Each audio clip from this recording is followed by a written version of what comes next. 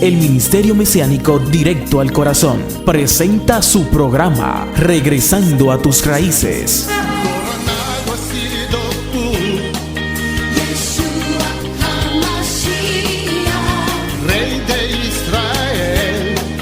Ante ti me postraré. Shalom, shalom, buenas tardes, bienvenidos una vez más a este su programa Regresando a tus Raíces. Quien te habla, tu amigo y hermano en el Mesías, el Roé Ricardo Mojica. Somos el Ministerio Mesiánico Internacional Directo al Corazón, anunciando la restauración de Israel y de todas las cosas como lo declara las Sagradas Escrituras en el libro de Devarim, Deuteronomio capítulo 30, desde el verso 1 hasta el verso 15, y el libro de los Hechos capítulo 3, desde el verso 19 hasta el verso 21. De igual manera, el libro de los Romanos, capítulo 11, desde el verso 18 hasta el verso 24. Estamos anunciando la restauración de los nombres Kedoshim, la restauración de las Sagradas Escrituras, la restauración de las fiestas y la restauración de nuestra identidad. Estamos en la web www.ministeriodirectoalcorazon.com. De igual manera puede entrar a nuestro canal Raíces Hebreas de la Fe en YouTube y puede estar actualizado con las informaciones que cada semana nosotros subimos a nuestro canal. En la parte derecha de nuestro canal, arriba, ahí está el link para usted entrar a la página. También está el link para usted entrar a donde tenemos los mensajes en audio, y así usted puede compartir cada uno de estos mensajes gratuitamente, porque usted también es parte de la restauración. Y cuando usted copia un link de algún video y lo envía a una persona, esa persona va a ser bendecida. Así es que entre a nuestro canal de YouTube, Raíces Hebreas de la Fe, y comparta nuestros videos para que pueda alcanzar a otros. Saludamos a todos los hermanos que nos sintonizan y de igual manera saludamos a los que están ahí ya conectados al Facebook. Saludamos a la hermana Albeli, que está por ahí, y otros que se van ahí añadiendo en lo que es esta transmisión que estamos haciendo a través del Facebook. Le decía en el preámbulo que estaba transmitiendo hace un momento que los temas que abordamos en este programa surgen muchas veces de las inquietudes que nos envían a nuestro correo o los comentarios que dejan en los videos, y así uno va construyendo algún tipo de tema que sea de interés a las personas. Así es que si usted necesita o que se le hable de algún tema específico, de igual manera puede hacerlo haciendo la solicitud en cada video. En el último video que subimos, ahí usted puede dejar sus comentarios. Hoy nosotros vamos a estar hablando acerca de un tema que le habíamos dado seguimiento de distintas maneras, pero no enfocándonos específicamente en el tema que vamos a abordar hoy, y es respecto sobre en qué lugar habita el Creador. Ese es un tema interesante. Hemos dado los estudios acerca de los templos, el Mishkan y su relación con los dones espirituales. Y ahora vamos a continuar con este tema para dar seguimiento a otros más que de seguro van a ser de mucha importancia y de edificación para todos ustedes. Realmente estamos viviendo unos tiempos difíciles donde vemos cómo la tierra se mantiene en una continua evolución, y sobre ella los hombres, las potencias, las naciones, y cómo vemos cada día que los tiempos van de mal en peor, como declara la Escritura. Eso no es nada nuevo. Tenemos el problema de Siria, que el capítulo 17 del libro de Isaías, versando en el Pasuk 1, comienza a hablar acerca de lo que es esta nación, Damasco, que era la ciudad en donde habitaba Shaul, y cómo este país que fue, oiga bien, Siria fue el que llevó cautivo a las 10 tribus al exilio en el 745, y desde allá hasta acá Siria ha ido pasando por una serie de situaciones que a la postrimería no ha sido la mejor. Vimos un anuncio que hizo el presidente de la primera potencia del mundo, y eso se está desarrollando en Siria. Es lamentable que sucedan estas cosas, porque las generaciones futuras no tienen que pagar el pecado de las generaciones pasadas, pero en la tierra hay un elemento interesantísimo, y es que una acción trae consigo una reacción, y esa reacción tiene una consecuencia a corto plazo o a largo plazo. Lo que está pasando en Siria es para que nosotros pidamos al Eterno que tenga piedad de Siria, de tantos niños que están siendo asesinados vilmente por cantidades de cosas. Y cuando usted analice el contexto histórico en cada una de las civilizaciones, toda la destrucción que ha traído a su paso las guerras surgen producto del egoísmo de los seres humanos, y eso es algo que ha logrado de que traiga como consecuencia el deceso, la muerte, el asesinato de cientos de miles de millones. Cuando nosotros vemos el contexto de la Primera Guerra Mundial, nosotros vemos claramente que las naciones europeas, tanto la del occidente como la del otro, la Triple Alianza, como las otras naciones que formaban parte de la oposición, llámese Inglaterra, Francia y otras naciones, fíjese cómo comenzó la Primera Guerra Mundial por la muerte, ¿verdad?, de una persona en Sarajevo, y de ahí comenzaron entonces las naciones a atacarse unas con otras. Rusia ataca a una parte, Alemania contesta, luego viene Francia, responde, etcétera, etcétera. De igual manera, el andamiaje de la Segunda Guerra Mundial fue nada más y nada menos que la consecuencia de la Primera Guerra Mundial. Recuerde que cuando pasa la Revolución Industrial, las naciones estaban en un tiempo de fabricación de armas. Luego, cuando viene la Primera Guerra Mundial, que eso fue terrible, la consecuencia que dejó la Primera Guerra Mundial sobre la humanidad, termina con lo que es el desmembramiento del ejército alemán, y después entonces, al ser reducido el ejército alemán a menos de 100,000 soldados, entonces ahí comienza el andamiaje para que llegue a su clímax el personaje de Hitler, y ya usted sabe la consecuencia de el ascenso de Hitler y el Tercer Reich, que trajo como consecuencia el asesinato, la muerte de más de 50 millones de personas en todo el mundo. Entonces, es terrible. Yo digo que si el Eterno le sigue dejando la tierra a los hombres, se la van a comer viva, y los propios hombres van a destruir la tierra. Entonces, lo que está pasando en Siria,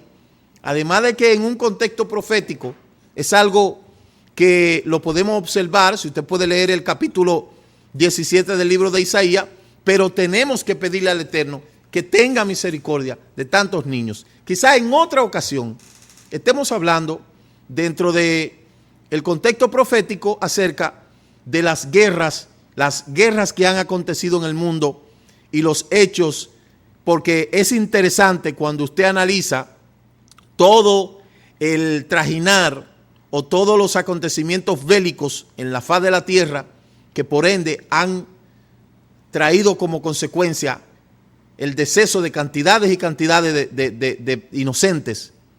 Ahora estamos mirando eso, pero no sabemos lo que va a pasar de ahora en adelante, porque a la primera potencia del mundo atacar a Siria, usted sabe que eso va a tener una reacción de parte de lo que son las principales células. Entonces, tenemos que mantenernos en vilo, haciendo tefiló.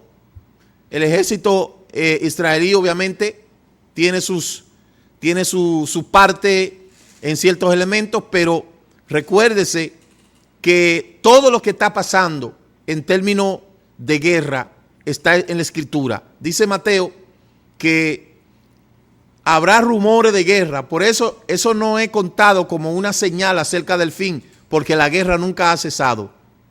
La guerra surge como parte del egoísmo del hombre. Analice las principales guerras para que usted vea. Y usted se va a dar cuenta que todo ha comenzado por un corazón ambicioso, la ambición de poder en los hombres, la ambición de controlar, la ambición del dominio. Eso es lo que trae como consecuencia las guerras en la humanidad, que destruyen a las naciones. Las guerras destruyen a las naciones, destruyen todo.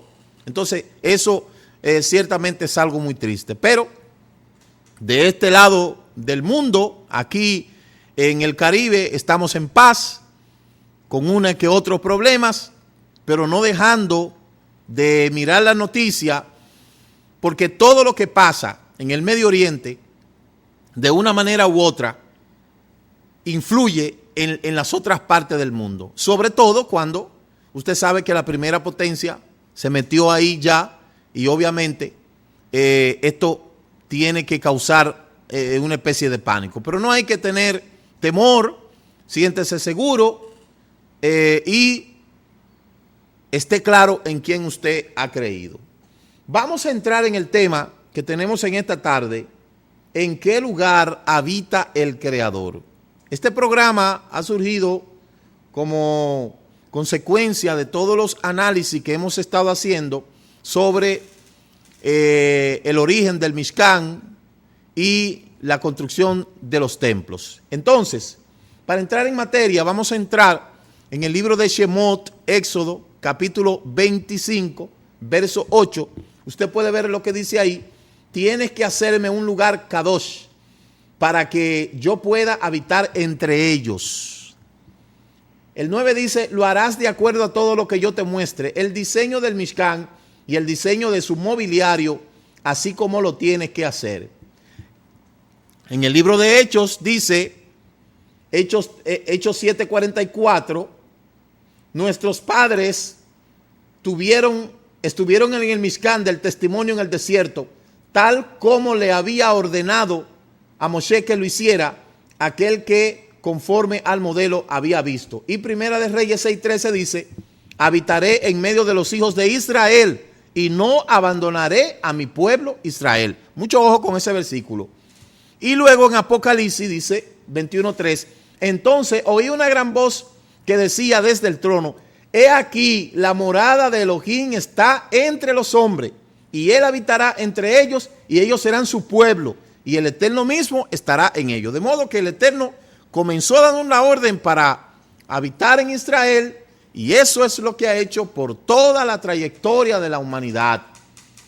Cuando hablamos en el libro de Shemot, de Éxodo, y en términos de estudio, lo que estamos estudiando la Parashá, sabemos que los capítulos anteriores a este versículo que hemos estado estudiando, los capítulos que comprenden del 12 al 20, hemos visto cómo se estableció un pacto matrimonial entre la palabra del Eterno y el pueblo de Israel. La ketubá, que así se le llama al contrato matrimonial, estaba representado por la Torá.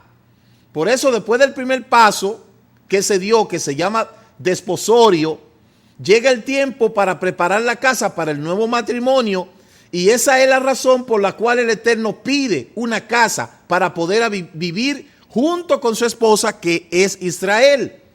Esta casa es una sombra de la casa celestial que el Eterno ha preparado para ser revelada en los tiempos finales, como dice Apocalipsis capítulo 15, verso 5 y Apocalipsis 21, 3. Entonces me explico. El Eterno seleccionó a Israel como pueblo de entre todas las naciones para que Israel sea su esposa en un sentido espiritual. Y luego, el primer paso, por favor, control, el primer paso del matrimonio se llama desposorío, que es cuando el hombre va y prepara la casa. Entonces, como ya Israel había sido elegido para ser la novia del Eterno, ahora el Eterno pidió construir una casa para habitar dentro de ellos. Eso es para que usted vaya comprendiendo que el Eterno no ha mandado a nadie de que construir templo. Oiga bien, el Eterno no ha mandado a nadie a construir templo. Y cuando una gente dice de que este es el templo, mucho cuidado, que el Eterno no ha mandado a nadie a construir templo que no haya sido a Salomón, a Shlomo. Y el objetivo era que él habitara con Israel en medio del desierto, en medio de su pueblo. Entonces, la elección de Israel, hay mucha gente que argumentan que el Eterno ya rechazó a Israel. Y eso es falso. Porque si usted lee el capítulo 11, el libro de los Romanos dice, ¿ha rechazado Elohim a su pueblo? En ninguna manera. Y dice Shaul, porque yo también soy israelita de la tribu de Benjamín, no ha rechazado Elohim a su pueblo, sino que ha endurecido de momento hasta que entre la plenitud de los de afuera. Entonces, ¿qué pasó con Israel? En términos estadísticos se lo voy a explicar. Mire, en el libro de Devarim capítulo 7, Deuteronomio 7, 6 dice, porque ustedes son pueblo apartado. Oiga bien, dice, son pueblo apartado, como Kadosh para el Eterno su Elohim. Su Elohim los ha escogido a ustedes de entre todos los pueblos de la faz de la tierra para hacer su propio tesoro preciado. Dice Deuteronomio capítulo 7, verso 6. Eso es inalterable. Y dice, y no puso su corazón en ustedes, o los escogió porque ustedes numeraban más que ningún otro pueblo. Al contrario, ustedes eran lo menos que todos los pueblos. Y dice el 8, más bien fue porque el Eterno los amó, porque Él quiso guardar la promesa que hizo a sus padres. Por eso los sacó con mano fuerte, los redimió de una vida de esclavitud bajo la mano del faraón de Misrayim. Entonces, mire aquí lo que dice, mire, en términos estadísticos existe lo que es una población. La población es de donde cuando se va a hacer un estudio estadístico, se toma una muestra que es una proporción de esa población. Entonces diríamos que de la población del mundo, el Eterno tomó una muestra y esa muestra es Israel. Y eso no ha variado. Israel fue tanto la prueba que el Eterno hizo con ellos que lo llevó al desierto para probar lo que había en su corazón. Entonces, ese acto que el Eterno hizo de toda la población, como dice el verso capítulo 7 de Deuteronomio de Devarim, verso 6 hasta el 8, de esa muestra que fue Israel, es el mismo que existe hasta el día de hoy. Oiga bien, para que no se vayan a confundir y entender de que Israel fue rechazado, nunca. Entonces, el mismo Yeshua dijo en una ocasión, mire, corroborando con lo anterior, no me escogieron ustedes a mí, sino que yo lo escogí a ustedes y los comisioné para que vayan y den fruto, un fruto que perdure, así el Padre le dará todo lo que pidan en mi nombre. Así como el Padre eligió a Israel, Yeshua eligió 12 talmidines para que todo lo que pidan en su nombre, decía él. ¿Y cuál es su nombre? Yeshua, ese es su nombre. Entonces, hablamos de Mishkan y la palabra Mishkan fue traducido como tabernáculo. Yo siempre le he dicho a usted que no es sido yo que me he inventado eso, sino que cuando usted ve la palabra etimológica de tabernáculo, usted lo puede buscar en cualquier diccionario, es un cultismo que viene del latín tabernaculum, tienda de campaña, y esta palabra se deriva de un sufijo instrumental diminutivo culum y de la palabra latina taberna. Entonces, mire lo que dice ahí, taberna celta. Allá en el Reino Unido yo pasé por una calle una vez y vi que decía una cuestión así. Entonces, la palabra Mishkan no se relaciona nada con la palabra tabernáculo, porque ya usted sabe, taberna, donde se expendian bebidas y donde se expendia el placer. Entonces, no fue tabernáculo, sino Mishkan, morada. Pero como los griegos fueron a traducir Mishkan, encontraron en el idioma receptor, que era el griego, la palabra tabernáculo, y eso fue lo que encontraron y eso fue lo que tradujeron. Y por ahí anda la gente diciendo que Dios habita en el tabernáculo. Él no puede habitar ahí porque es que eso es imposible. Sería imposible, ¿verdad? O bueno, Dios puede habitar donde Él quiera. Entonces, mírenlo aquí el Mishkan. El Mishkan. Señores, sin ánimo de ofender, sin ánimo de ofender. Mire, aquí vemos el Mishkan que fue construido y usted puede ver las bases, todo la parte, el arca, la cortina, la columna, la cortina, el santo, el lugar santísimo, la pantalla, el pedestal, todas las cosas que están ahí. Esto fue lo que el Eterno mandó a Moshe a que construyera, porque él iba a habitar como esposo de Israel, iba a habitar en ese lugar, en medio de ellos. Y hay otros midrash que dicen que en realidad esto, aunque era algo representativo, pero donde realmente él quería morar era en otro lugar y no ahí, ¿verdad? Entonces, mírelo aquí, el Mishkan. El Mishkan, mal traducido tabernáculo, ¿verdad? Vayan aprendiendo, diga conmigo Mishkan, ese es el nombre. O dígale carpa o morada, pero no le diga la otra palabra que no aplica.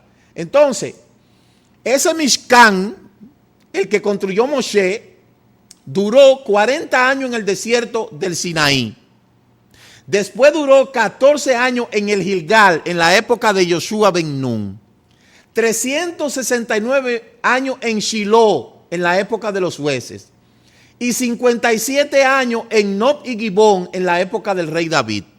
Allá en Israel, ahí donde está Shiloh, hay una esfinge o hay una muestra de lo que es el Mishkan, y para usted entrar ahí, inclusive usted tiene que hacer hasta Tevilá. Mire, 480 años en total duró el Mishkan. Ese Mishkan fue el que Moshe le ordenó el Eterno que construyera en el desierto para él habitar con su pueblo Israel. Era su pueblo, es su pueblo y será su pueblo. Entonces, aquí nosotros vemos que después el Mishkan fue dada la orden de que se construyera algo más grande que se conoce como el Beit HaMikdash. El Beit HaMikdash es lo que se conoce como templo. ¿Ve? Pero la palabra templo también se distorsiona del contexto hebreo, porque un templo es un lugar pagano donde habitaba la deidad pagana. Entonces, el primer Beit HaMikdash fue construido por Salomón para sustituir el Mishkan como único centro de servicio del pueblo hebreo, que fue saqueado por el faraón Sisac en el 925 y fue destruido por los babilonios en su asedio por Nabucodonosor II en el 607. Entonces, el primer templo, duró 320 años hasta su destrucción. Desde la construcción hasta su destrucción duró 320 años, el primer templo. Ahora, el segundo Beit HaMikdash, que fue mucho más completo, fue el que construyó Zorobabel.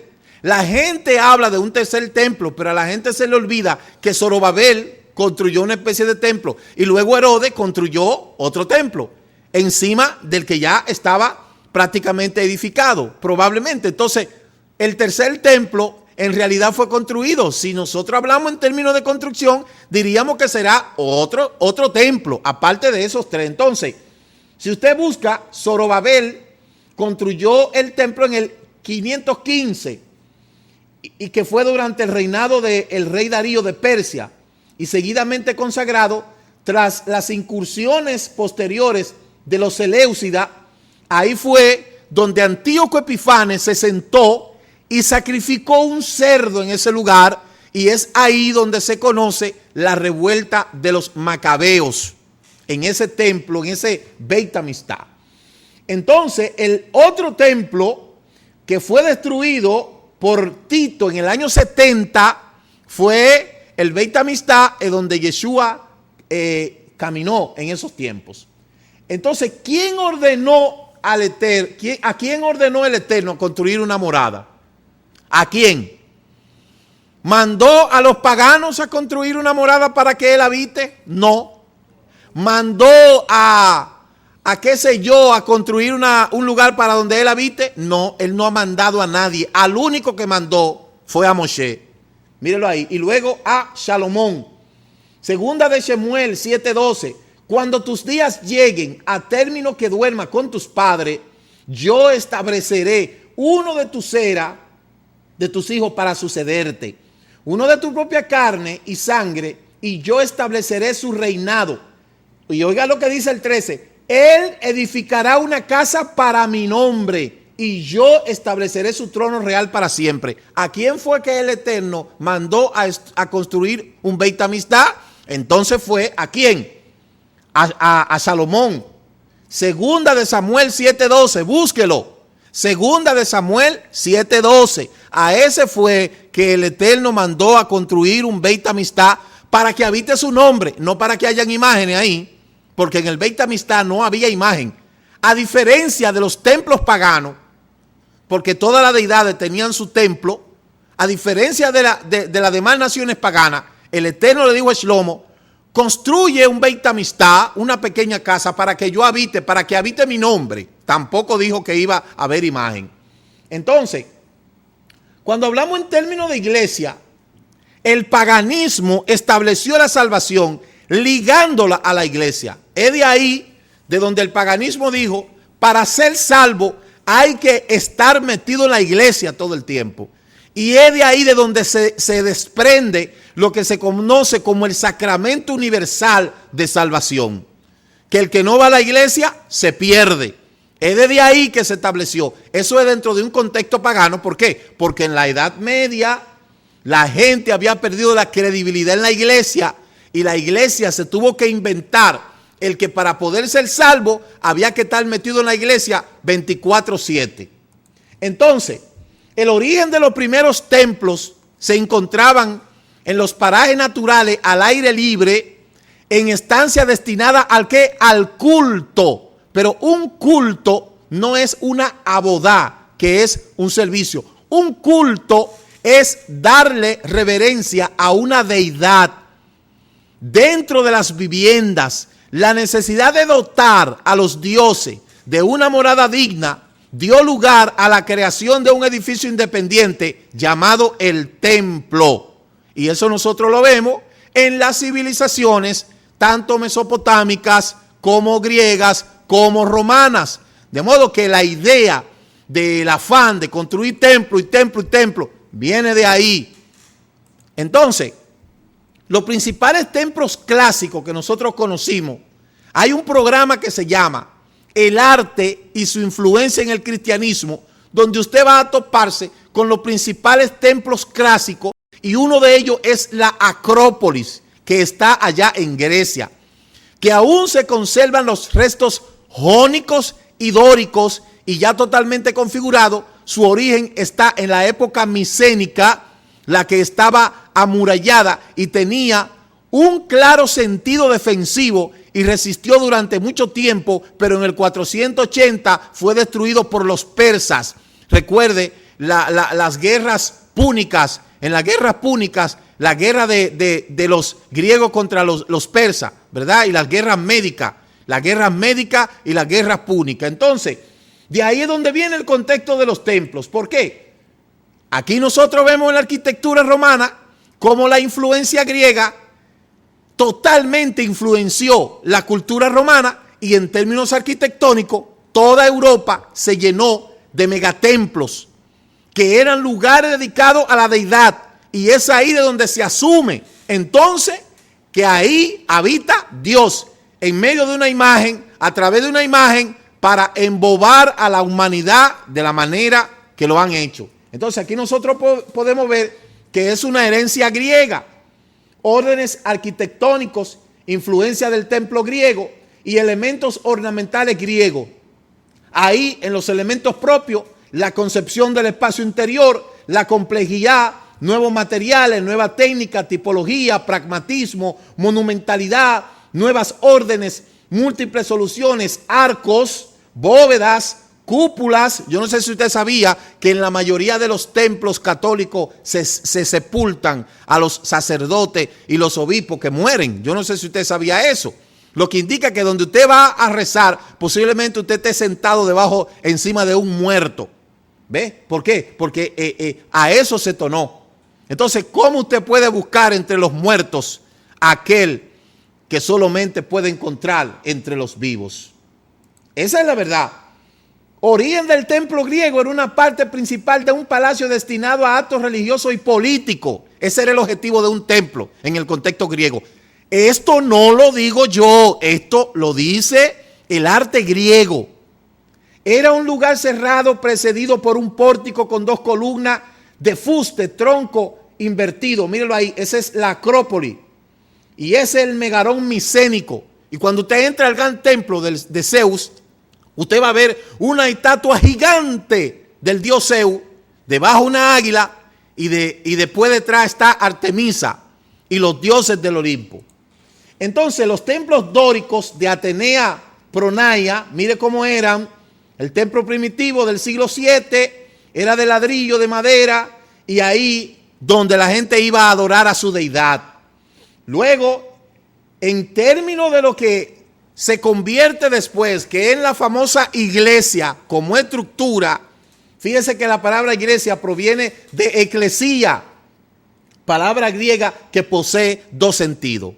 En el griego clásico, aquellos que son llamados a una asamblea de ciudadanos por el heraldo, la asamblea legislativa. Por lo tanto, su uso era con un sentido, no era con un sentido religioso, sino político. Por eso no es menos cierto que la iglesia es el único estado laico que hay en el mundo. ¿Verdad? Porque eso tiene un poder político y ha tenido poder político en todas las épocas. En Atenas, por ejemplo, la eclesía era la asamblea de los ciudadanos convocada regularmente, es decir, no todos los que tenían el derecho de ciudadanía, todos los habitantes de la ciudad tenían este derecho, sino que los verdaderos ciudadanos eran solo una pequeña minoría. Eso era lo que podían insistir, ir a la iglesia. De modo que cuando una gente me dice iglesia, yo le digo, eso es griego y no se corresponde con la abodá, la asamblea donde se celebra un servicio al Eterno. No puede ser la misma cosa, porque sus fines son diferentes. Para poder comprender esto hay que estudiar, obviamente. Mire, estoy en el Reino Unido. Eso que usted ve ahí atrás, eso está en Elephant, frente a la parada de Elephant. El que conoce el Reino Unido sabe lo que le estoy diciendo. ¿Usted sabe cuál es esa iglesia? Esa es la iglesia de Spurgeon, allá en el Reino Unido. Mírela ahí. La iglesia de Spurgeon. ¿Qué es lo que parece? El templo de Atenas. ¿Por qué? Porque el modelo después de lo que es la reforma protestante, se repartieron los templos. Y luego, los lugares en donde se adoraba toda esa cantidad de cosas, entonces fue asumido como la iglesia, la llamada iglesia. Pero eso es un templo pagano. Eso es un templo pagano, míralo ahí. Entonces, en ese sentido, es en donde viene lo que se conoce como la imitación. Y de ahí es donde obviamente comienzan a construirse otros lugares con el mismo fin. Para poder ser salvo hay que estar metido ahí 24/7. Y eso no es cierto. Señores, eso no es cierto. La salvación no está en las 4 paredes. La salvación no es ahí que está, No es ahí que está la salvación. Mucho ojo con esto. Aquellos que siempre viven diciendo, ¿qué vamos a construir un templo? Que, bueno, si va a construir un templo, hágale el lugar santísimo, el lavacro, póngale todos los utensilios que lleva, que implica eso. Entonces, ¿esto es un templo? Dígame usted, mire, ahí puede habitar la presencia del Eterno. Mire, ¿Puede habitar la presencia del Eterno ahí? Estos son lugares supuestamente donde habita la presencia del Eterno, mire. ¿Puede habitar Él ahí? Puede habitar Él ahí, mire. Casa, Misión Divina, Misericordia. Y mire lo que hay arriba. Una botella de alcohol. Entonces, ¿puede habitar el Eterno ahí? No, señores. El pueblo tiene que racionalizar. ¿Cuál fue el objetivo central de construir el Mishkan? La morada, esta morada. Míralo ahí. ¿Cuál fue el objetivo central? Bueno, ya lo hemos dicho. Conforme a todo lo que te voy a mostrar, conforme al diseño del Mishkan, el diseño de todo su mobiliario, así lo harán. El Mishkan en el desierto, mire, es una figura de varias cosas y se puede entender como un reflejo del mismo universo. Hay varias palabras idénticas en este relato que nos conectan con el relato de la creación. Moshe tuvo que estar durante 6 días en la nube antes de ser llamado desde el interior en el 7º día, lo cual conecta esta obra con la creación que fue hecha durante 6 días, como dice Éxodo 24:16. Entonces, a partir del universo podemos comparar el Mishkan, número 1, con un santuario celestial, con el cuerpo del Mashiach, con el cuerpo del creyente, con la Keilah, la Abodá. En todos estos está morando la presencia de manera más o menos que se identifica, pero no que Él habita ahí adentro. Vamos a ver cuál es el único lugar donde Él habita. Lo que dice el texto no dice que el Eterno va a habitar entre ellos, sino en ellos. Mire, ellos. En hebreo se dice Betoham. Lo más lógico hubiera sido decir, y yo residiré en él. Pero aquí está diciendo que va a morar dentro del pueblo de Israel. Y por eso tendrán que hacerle un santuario. El verdadero lugar de la morada, ¿cuál es? El corazón. En hebreo se dice Lev. De cada uno del pueblo de Israel que ha entregado su corazón al Eterno. Esto nos enseña que la presencia divina residía en el Mishkan, en la morada, y el Mishkan por causa de los israelitas. Ellos eran el verdadero santuario, la presencia del Eterno. Entonces, ¿dónde es que habita el Creador? ¿En el templo hecho de mano? No, falso. Mire, claramente el Mishkan era una interpretación de los dones del Rúa, porque nosotros creemos en los dones del Rúa. Nosotros no creemos en el desorden que se arman por ahí. Yo publiqué ayer en mi Facebook, que mi Facebook es mío. Yo publiqué una fonética y esto mucha gente salió aludido con esta fonética que yo puse. ¿Alguien puede traducirme lo que significa Soto, Raba, Sora, Sonda? Y esto fue una cosa que de una vez se levantaron, y yo lo hice como prueba precisamente para esto. Esto fue una cosa que de una vez saltaron los gallitos, porque en Facebook hay una balsa de gallitos que saben mucho. Entonces a esos gallitos yo le digo, trae tu Biblia, vamos a sentarnos, y tú verás que tu propia Biblia te va a decir a ti que tú estás equivocado.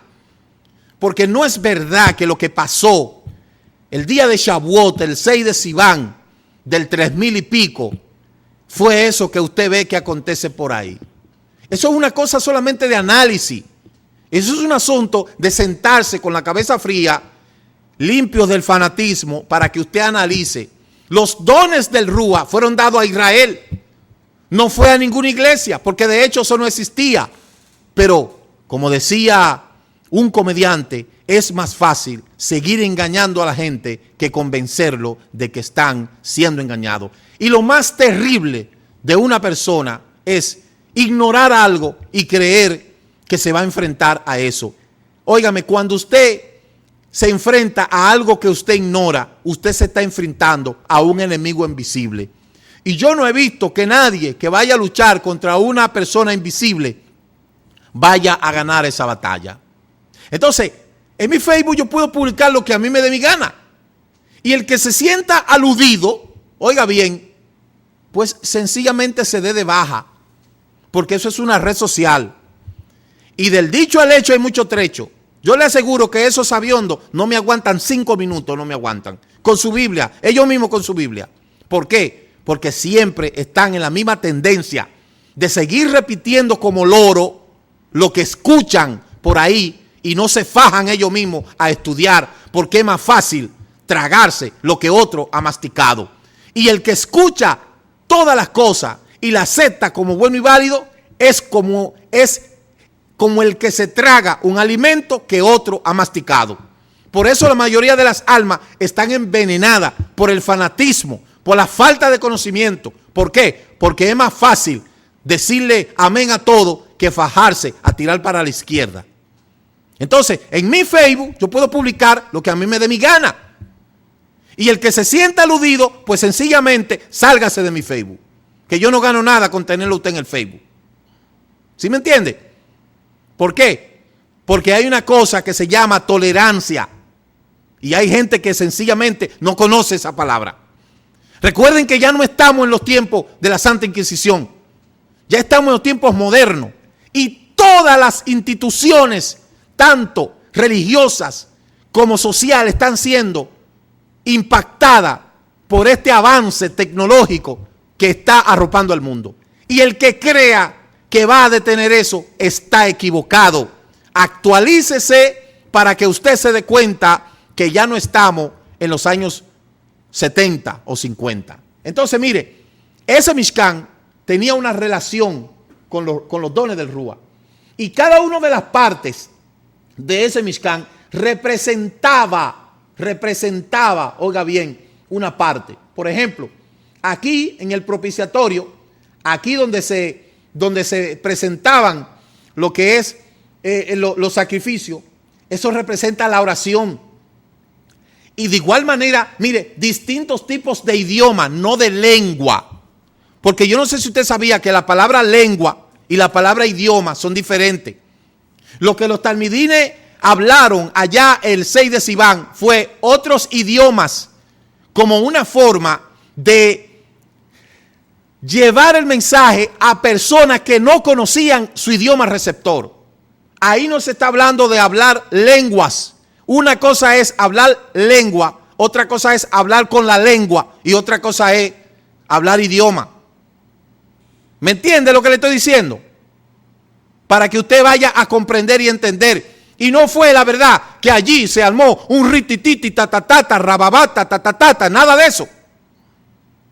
Y muchos dirán, oh, pero tú hacías eso. Ey, mucho cuidado. Siempre he tenido en consideración esas cosas. Siempre lo tuve en consideración. Siempre. Porque yo todo el tiempo he sabido que todo lo que usted vaya a enseñar tiene que tener un fundamento. Y yo siempre fui una de las personas que cada vez que hablaba algún tema en el programa Directo al Corazón, siempre llevaba una base. Por eso tengo todo mi programa grabado ahí, guardado. Lo tengo todos. Desde el 2003 tengo todos esos programas hasta el 2008, 9, 10 que comenzamos con las raíces hebreas. Todo lo tengo guardado. A mí no se me escapa nada. Yo tengo cosas guardadas que muchos ni se imaginan que yo las tengo guardadas. ¿Por qué?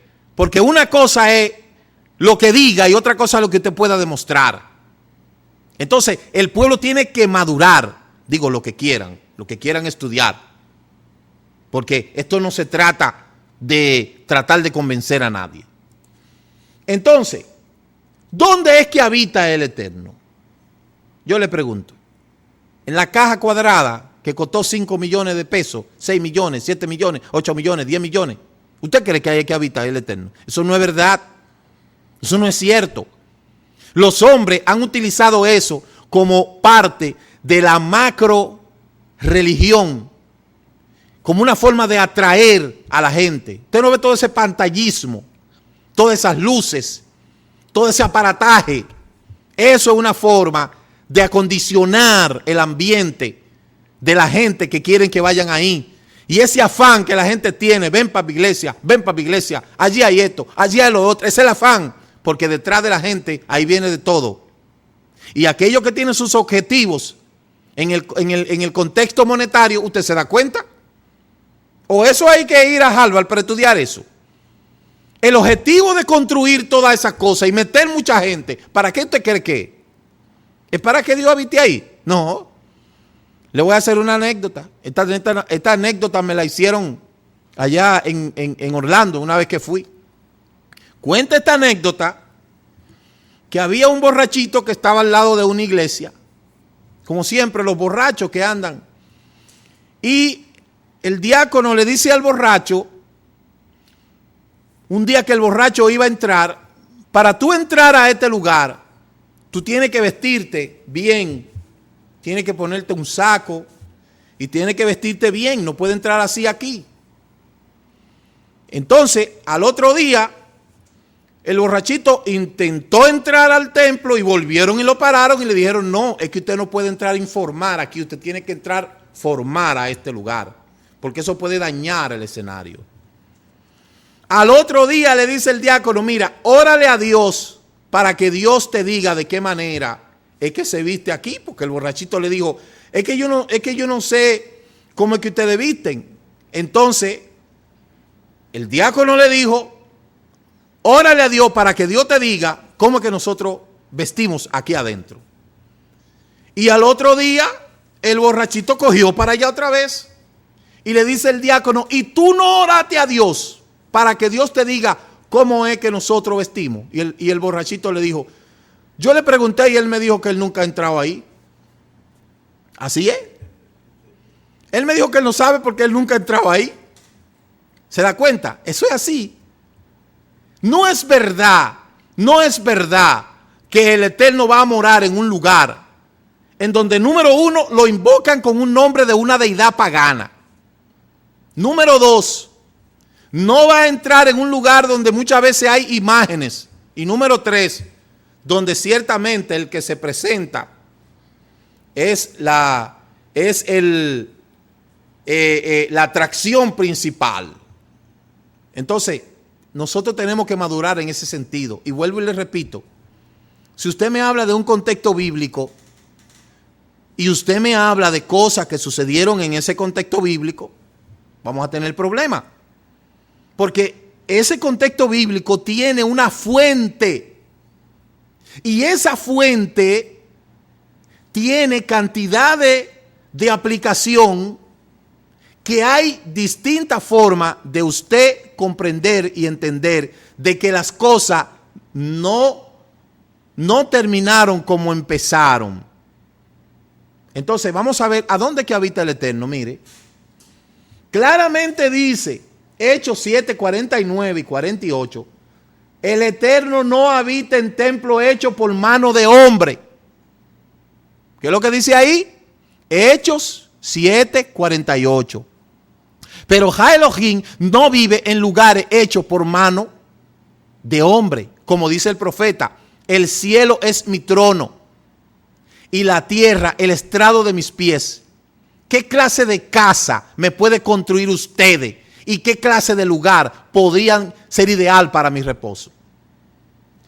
17:24 dice, el Eterno que hizo el universo y todo lo que en él hay, ¿quién es el amo del cielo y la tierra? No vive en templos hechos de mano por el hombre, ni es servido, oiga, por manos humanas como si le faltara algo, pues él mismo que da la vida y aliento y todo a todos.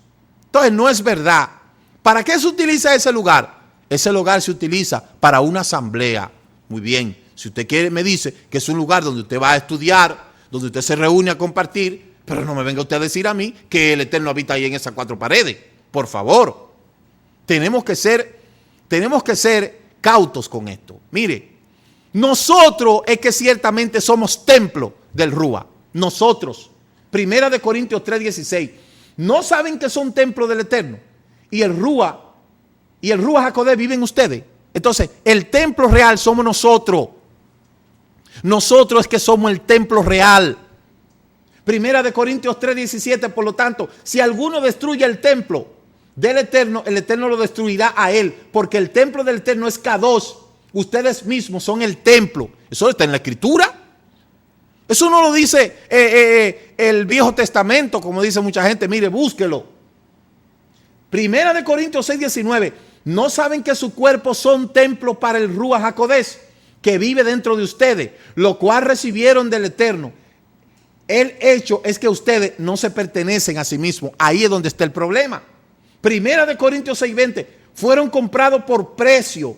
Segunda de Corintios 6:16, que de acuerdo puede haber entre el templo y los ídolos. ¿Qué acuerdo puede haber entre el templo del Eterno y los ídolos? ¿Por qué?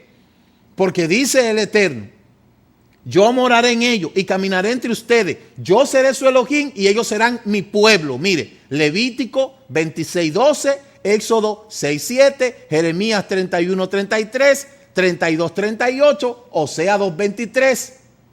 Y el 2 de Corintios 6:17 dice, por lo tanto, dice, salgan en medio de ellos, apártense a sí mismos, ni siquiera toquen lo que es inmundo. Ahí ellos creen que es lo católico. La gente de todo el tiempo, los católicos, mire, eso no está hablando de católicos ni de nadie, eso está hablando de todo lo que usan ese término y que dicen que Dios habita ahí, que han amarrado a Dios allá. Hay mucha gente que tiene amarrado a Dios en su templo y que la presencia de Dios solamente está en el templo de ellos, porque Dios está amarrado. Dios es un muchacho que lo van a amarrar y se somete a lo que dice un tipo que lo que esté balbuceando, que no sabe ni siquiera lo que dice. Entonces hay que madurar. Mire, 2 de Corintios 6:18, de hecho yo seré su padre y ustedes serán mis hijos y mis hijas, dice el Eterno, como usted ve en 2 de Samuel 7:14. Esas citas referenciales, búsquela para que usted se dé cuenta. Entonces vamos a otro tema. Ahí entonces, el versículo de Hebreos 10:25, que dice, considerémonos uno a otro para estimularnos al amor con buenas obras, no dejando de congregarnos como algunos tienen por costumbre, sino exhortándonos, por lo tanto, más cuando venga aquel día se acerca. Ese versículo ha sido el versículo más mal interpretado. Lo primero es que tiene que tomar como punto de partida que si fue escrito a los hebreos, no fue en griego ni en latín, fue a los hebreos. ¿Y a dónde se congregaban los hebreos? En sinagogas. ¿Y qué se hace en la sinagoga? Se estudia la palabra. Ahora, ¿dónde es que los hermanos comparten con armonía? Como dice el Salmo 123, Iné mató umagna in shebetahim gabyaha, en la celebración de las fiestas. Es ahí. Considerémonos unos a otros para estimularnos el amor en las buenas obras, no dejando de congregarnos. ¿Pero dónde? En la sinagoga lo que se va es a estudiar la Torah. El lugar de reunión nuestro no es un templo. El lugar de reunión nuestro no es un templo donde vamos a adorar. Eso no es verdad. Ahí vamos a estudiar. Y obviamente nosotros exaltamos al Eterno ahí, pero eso no es un templo. Nosotros en el futuro vamos a construir una comunidad, una sinagoga posiblemente, pero ahí nosotros no vamos a amarrar al Eterno para que el Eterno venga a morar ahí, porque el Eterno ya mora en nosotros. ¿Sí me entiende lo que le digo? Entonces la mentira de que tú tienes que ir a la iglesia todos los días para salvarte, eso es falso. Eso es falso. ¿Ve? ¿Por qué? Porque el contexto de Hebreo 10, 24 y 25 se está refiriendo a las fiestas. La única cosa que une verdaderamente al pueblo de Israel son las fiestas. Es por eso que las fiestas bíblicas hay que conocerlas. Entonces, ¿qué usted me está diciendo? ¿Que no vaya a la iglesia? Yo no sé. ¿Usted qué sabe? Eso es problema suyo. Yo le estoy diciendo a usted que si a usted lo presionan y dice que mira, que tú te vas a perder, que sé yo qué, que tú no vienes a la iglesia no salva. Olvídese de eso. Muchos son los llamados y pocos son los escogidos. Y yo siempre he creído que afuera hay más que adentro. Siempre he creído eso. Entonces, sea educado. Procúrese en embellecer mejor su vida. Embellecer su alma. Porque usted es el verdadero templo donde mora el Eterno. Ahora bien, ¿puede morar el Eterno en un lugar donde no conocen sus fiestas? Donde no se celebra Shabbat, donde comen comida que son abominables. Le estoy hablando de un templo como persona. ¿Puede habitar el Eterno en un lugar donde hay ambición, codicia, mentira, engaño, tráfico de influencia, falsedad, maldad, mentira, cantidad de cosas, chisme, contienda? ¿Puede habitar el Eterno ahí? Orgullo. ¿Puede habitar el Eterno ahí? No. Entonces, este programa surge para que usted, de una manera intrínseca, usted pueda interiorizar este programa. Y que usted pueda entender que lo que el Eterno pide de su vida no es que usted le haga un templo. No, a usted el Eterno no lo ha mandado a construir templo. A usted el Eterno lo mandó a que sea templo. Y se necesita un lugar de reunión, pero eso no es templo. Es un lugar de preparación, de estudio. Es una casa de estudio. Es una casa donde se va a formar conocimiento. Ahora, la mayoría de los lugares donde pasa esto, dependiendo la rama, mire a ver si se va a dar conocimiento ahí. Entonces, señores, ubiquémonos. Mire, vamos a repetir de nuevo. Shemot 25:8. Tiene que hacerme un lugar kadosh para que yo pueda habitar entre ellos. Lo hará de acuerdo a todo lo que yo te mande. Pero acuerde que el texto donde dice entre ellos está mal traducido. Dice para habitar en ellos. Como dice Hechos 7:44. Nuestros padres, miren, nuestros padres tuvieron el Mishkan. Yo no sé qué se le pasa por la cabeza a mucha gente cuando lee ese texto. Nuestros padres. Pero ellos dicen que no son israelitas, que ellos son gentiles. Bueno, entonces no es para ellos. Primera de Reyes 6:3. Habitaré en ellos, en los hijos de Israel, y no abandonaré a mi pueblo. Y mire, al final, cuando todo pase, cuando se despeje el humo, 21:3 de Apocalipsis, entonces hay una voz del cielo que decía, he aquí el trono, he aquí la morada de Elohim con los hombres. Él habitará en ellos y ellos serán su pueblo y ellos mismos estará entre ellos. Entonces, fíjese, cuando se entre al milenio, el Beit HaMikdash obviamente estará en Jerusalén, porque no estará en otro lugar, sino que en Jerusalén, por favor. En Jerusalén. No en otro lugar donde va a estar, sino en Jerusalén. Y esa ciudad que va a descender tiene 12 puertas. Y en las 12 puertas tiene los nombres de las 12 tribus de Israel. Fíjese que no hay una 13ª puerta para los tribus de la Socamanda. No hay una tribu que se llama Socamanda, ni Remequenda, ni nada de eso. Estas palabras quizás suelen ser fuertes, pero esa es la verdad. Para poder habitar y que el Eterno habite en nosotros, usted tiene que conocer el verdadero propósito de la salvación para su vida. De hecho, este programa sirve de orientación, aunque muchos lo ven que es que de cierta manera es atacante. No, la intención de nosotros de tener este programa es que la gente siga educándose, que la gente siga entendiendo las cosas desde una fuente fidedigna y que la gente pueda construir algún tipo de conocimiento y que en el momento de su vida en que tenga que tomar una decisión sepa la vía correspondiente que tiene que hacer. Porque por eso es que se llama este programa Regresando a Nuestras Raíces. Todas las cosas que se proyectan a través de este programa son estudios basados en análisis previos, en investigaciones. Esto no es un invento, que yo me inventé todo esto, por eso yo le doy la referencia. Y siempre yo le digo, yo pudiera dar este programa desde mi casa, pero no, nosotros venimos aquí a este canal, invertir en este canal para que le llegue a usted el mensaje con la referencia. Usted ve cómo le pongo el versículo ahí, mire cómo aparece, usted ve. Mire, pon el versículo, usted ve cómo sale ahí. Aquí hay una computadora que me la han dejado para eso nada más. Para que nadie diga lo que él dice no está en la Biblia, sino que está ahí, mire, búsquelo. Y usted le da el video, usted lo detiene, usted lo para, usted haga con eso lo que usted quiera, pero lo que yo quiero es que usted estudie. Vaya más allá de lo que usted ha escuchado. ¿Cuál es la conclusión? El principal móvil del Mishkan. Y moraré entre ellos, no en él, sino entre ellos, es decir, Betohan, en ellos, con lo que se llega a la absoluta negación del antropomorfismo. ¿Qué es el busca esa palabra, antropomorfismo? ¿Usted sabe qué significa el antropomorfismo? El antropomorfismo es la adoración de imágenes en forma de hombre. Mire, de ahí es donde viene que en los templos hay imágenes alusivas al Creador. Usted no ve que hay mucha gente que dice, porque el balbú de allá arriba. ¿Cómo que el balbú de allá arriba?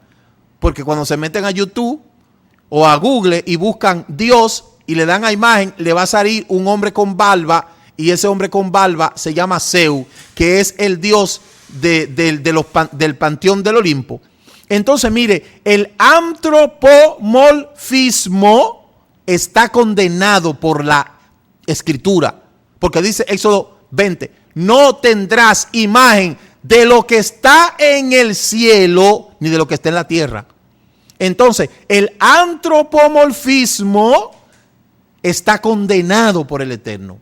El Eterno no tiene figura, el Eterno no tiene. Por eso yo le digo, nosotros hemos creído en un nombre. Nosotros somos salvos por un nombre. Y ese nombre implica la salvación. Por eso se llama Yeshua.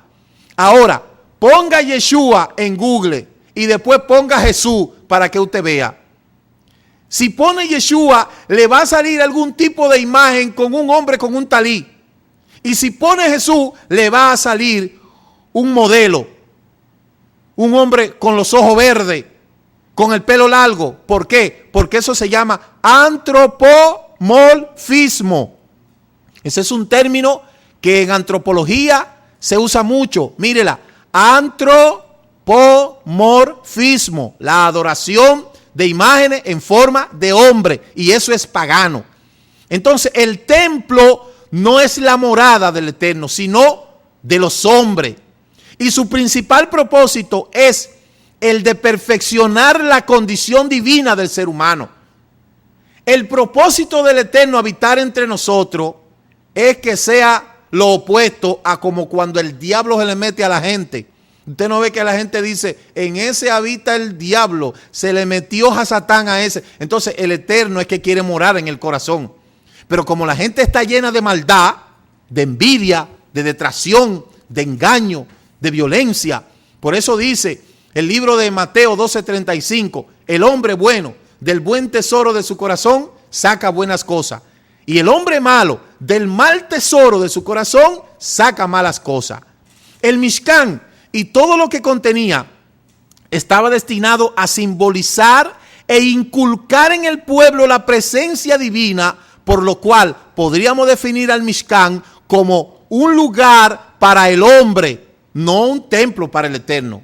Ese es un lugar para el hombre, para que el hombre con el Eterno en su corazón pueda armonizar con su semejante. En una asamblea donde el Eterno habita en el corazón del hombre, no puede haber chisme. ¿Usted cree que puede haber chisme en un lugar donde habita el Eterno? Entonces, ahí es donde usted se da cuenta, por favor, para ya concluir, ahí es donde usted se da cuenta el grado espiritual de cada persona.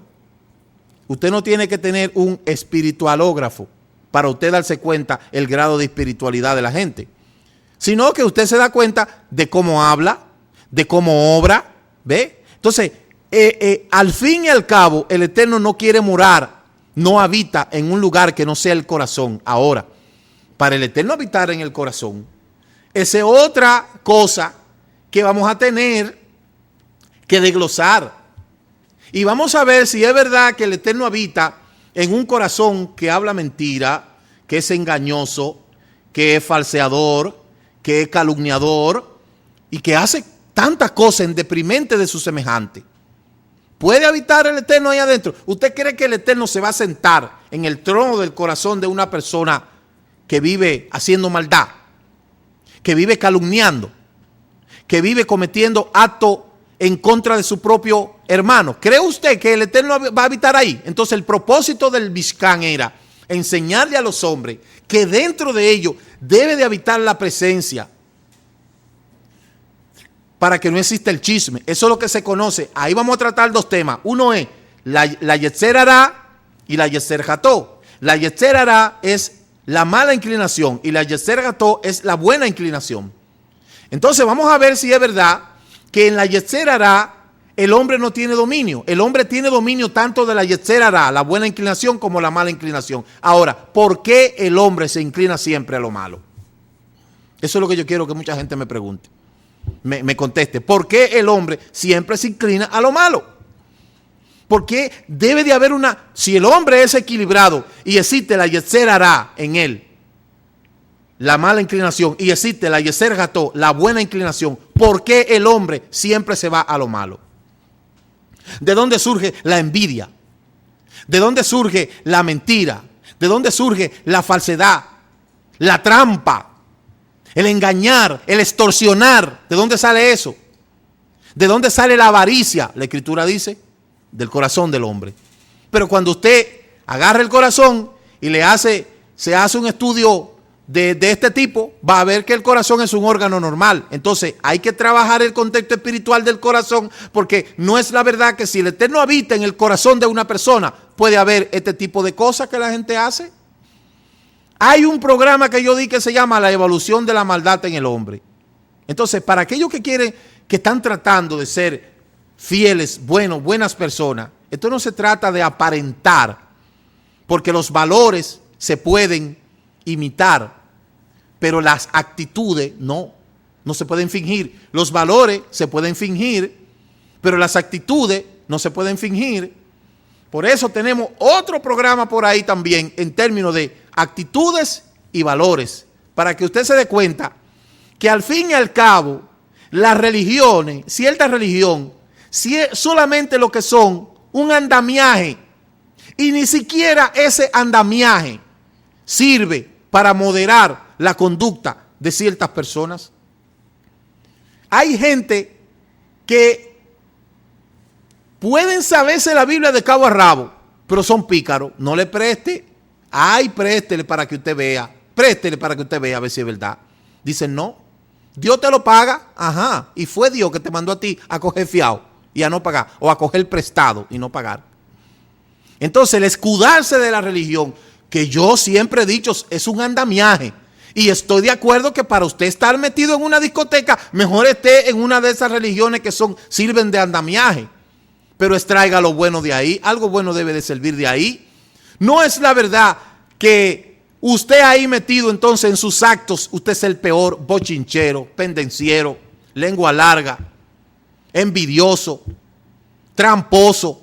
No es posible eso. ¿Cómo es lo conductual de eso? Porque los valores lo han reducido a valores cristianos, y los valores no son cristianos. Usted se equivocó. Los valores son humanos. El ser humano tiene que ser honesto, sea cristiano o no. El ser humano tiene que ser amable, sea cristiano o no. Tiene que ser justo, sea cristiano o no. Pero busque que todas esas cosas se ven en lo de afuera más justicia que lo que están adentro. Ahora, ¿me estoy equivocando yo? Puede ser que yo me equivoque. Pero si lo que tú haces no me deja escuchar lo que tú dices, entonces revisa lo que tú haces para yo poder creer en lo que tú dices. Simple, tan simple como es. Así es que, ¿dónde habita el Eterno? En el corazón. Procure que el Eterno habite en su corazón, porque nadie puede encauzar, secuestrar, amarrar al Eterno para que more en ningún lugar hecho de blo, varilla, cemento, luces, música, ambientación. Eso no es cierto. Ese es el templo de los hombres. El templo de Elohim está en nuestro corazón. Shalom, shalom. Hasta la próxima.